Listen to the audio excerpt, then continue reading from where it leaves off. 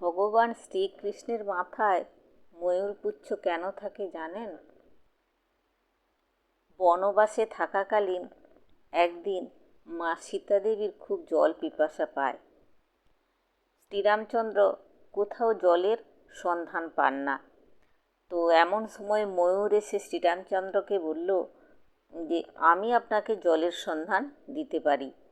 তো এই বলে ময়ূর উড়ে চলল জলাধারের কাছে, আর পথ নির্দেশ হিসাবে একটি একটি করে পালক খুলে ফেলতে লাগলো।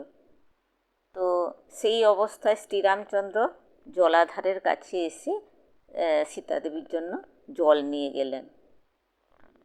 তো ঋতুর নিয়ম অনুযায়ী একটা নির্দিষ্ট সময়ে ময়ূরের পালকপুচ্ছ পড়ে। তো অন্য সময়ে যদি এটাকে জোর করে ফেলা যায় তাহলে ময়ূরটি মারা পড়বে। এক্ষেত্রেও ময়ূরটি মারা পড়ে এবং শ্রীরামচন্দ্র রূপী শ্রী কৃষ্ণ এই ময়ূরপুচ্ছ মাথায় রাখেন, সেই কারণেই তিনি মাথায় রাখেন।